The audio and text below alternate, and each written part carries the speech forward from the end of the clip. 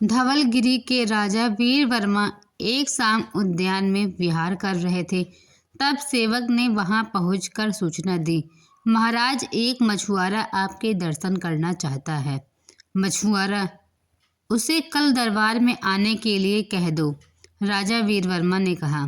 सेवक चला गया, पर कुछ देर बाद लौट आया और बोला, महाराज, वह आपसे कोई विशेष बात बताकर अभी लौटना चाहता है। वह दूर गांव से 2 दिन लंबी पैदल यात्रा करके और अनेक कष्ट उठाकर आया है। अच्छी बात है, उसे हाजिर करो, राजा ने उदासीन भाव से कहा। कुछ देर बाद एक 25 वर्ष का मछुआरा युवक वहां आया। उसने राजा वीर वर्मा को झुककर प्रणाम किया और बोला, महाराज, मेरा नाम सिंहाचलम है। वीर वर्मा के उद्यान भ्रमण में इस मछुआरे ने विघ्न डाला था, इसलिए वे खींच कर बोले, अरे तुम्हारा नाम सिंहाचलम हो या गरुड़ाचलम, इसमें हमें क्या अंतर पड़ता है?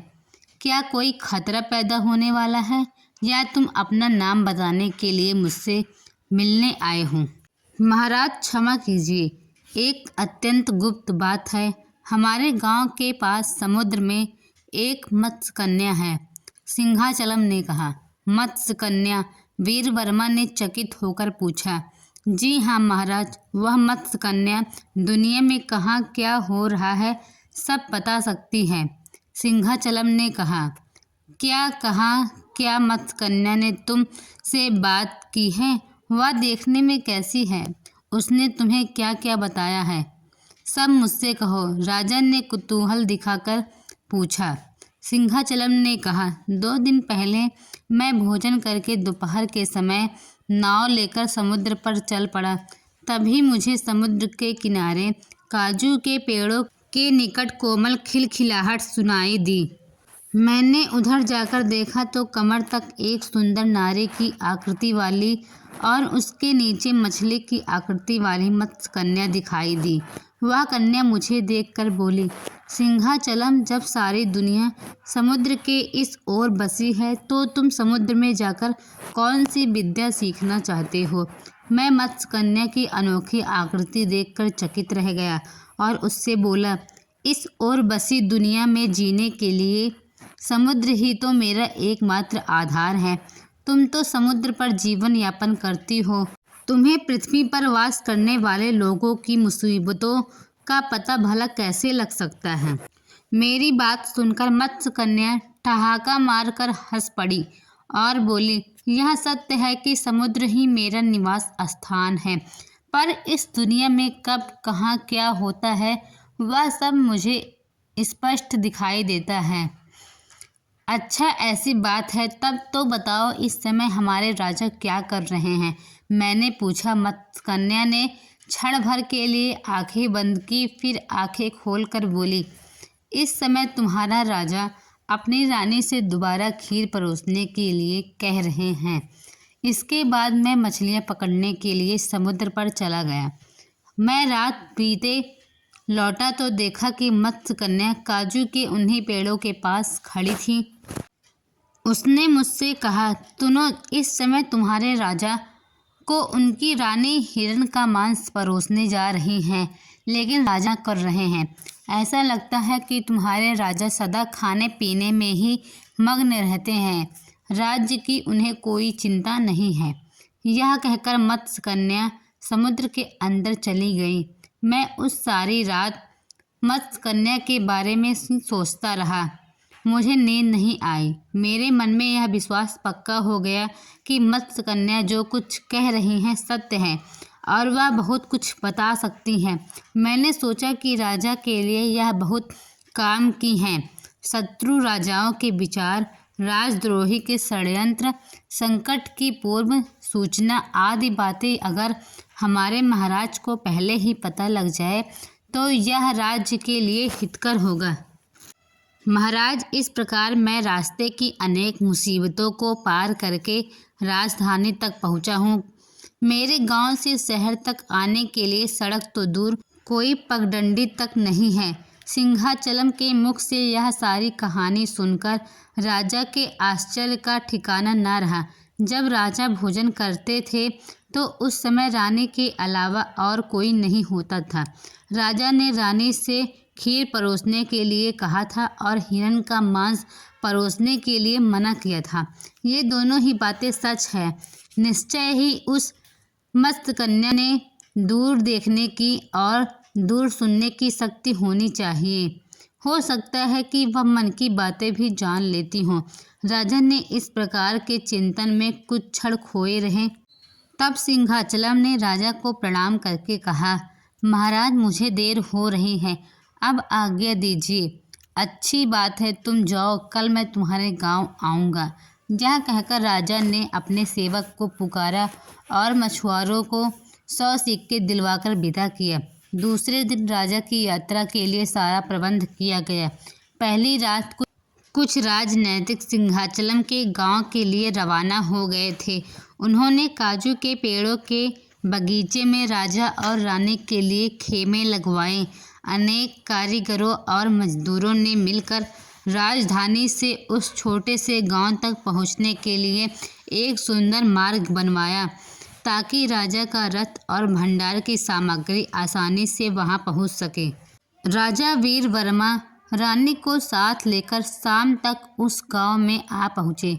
सिंहाचलम उन्हें एक खास स्थान पर ले गया और बोला, महाराज यही वह स्थान है जहां मैंने उस मत्स्य कन्या से बात की थी। राजा उसी स्थान पर ठहर गए। रात हो गई, चांदनी छिटक गई, पर मत्स्य कन्या वीर वर्मा को दिखाई ना पड़ी। फिर भी समुद्र के खुले वातावरण में उनका समय आसानी से बीत गया। इसी तरह 4 दिन निकल गए, लेकिन राजा को मत्स्य कन्या दिखाई नहीं दी।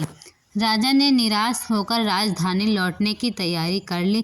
तब सिंहाचलम राजा से एकांत में मिला और बोला, महाराज आप मुझे क्षमा कर दें का वचन दे तो मैं आपसे सच्ची बात का निवेदन करूंगा। सच्ची बात? क्या है वह सच्ची बात? राजा ने पूछा। महाराज मत्स्य कन्या मेरी अपनी ही कल्पना है, सिंहाचलम ने उत्तर दिया। राजा को क्रोध से अधिक विस्मय हुआ। उन्होंने पूछा, तुमने कल्पना से इतनी भारी कहानी कैसे गढ़ ली? उत्तर में सिंहाचलम ने कहा, महाराज अंतापुर में महारानी की सेवा में लौंगी नाम की एक दासी काम करती है। वह मेरे गांव की लड़की है। हम बचपन से ही साथ बड़े हुए हैं। हमारे माँ बाप ने हमारा विवाह बहुत पहले से ही पक्का कर दिया था। हम दोनों आपस में बहुत प्रेम करते हैं, पर कुछ दिनों बाद लौंगी के पिता ने यह गांव छोड़ दिया। उनका गुजारा यहाँ नहीं हो पाता था, इसलिए वह राजधानी में चले गए और अब वहाँ छोटा मोटा कोई व्यापार कर रहे हैं। लौंगी को भी इस बीच राजमहल में काम मिल गया। हमारे विवाह को 15 दिन बाकी है। गांव से राजधानी में जाना बड़ा संकट का काम है। विवाह के बाद लौंगी गांव में रहेगी। उसे जब भी अपने माता पिता से मिलने के लिए आना होगा तो बड़ी परेशानी उठानी पड़ेगी। लौंगी यही सब सोचकर चिंता में डूबी हुई है। सिंहाचलम ने आगे कहा। राजा चुपचाप सुनते रहे। आगे फिर सिंहाचलम ही बोला, महाराज मैंने लौंगी से कहा कि अगर हमारे महाराज एक बार भी हमारे गांव आ जाए तो राजधानी से गांव तक एक सुंदर सड़क बन जाए। उसने पूछा, सड़क तो बन जाए, पर महाराज तुम्हारे इस छोटे से गांव में आएंगे ही क्यों? तब महाराज मैंने सारे दिन सोचकर मत्स्य कन्या की कहानी गढ़ी। सिंहाचलम के मुख से सारी कहानी सुनकर राजा ने मुस्कुराकर पूछा, लेकिन खीर और हिरण का मांस वाली बात तुम्हें कैसे मालूम हुई? भोजन के समय मेरे पास महारानी के अलावा और कोई नहीं होता है। महाराज वार्तालाप के समय महारानी ने किसी प्रसंग से ये बातें लौंगी को बताई।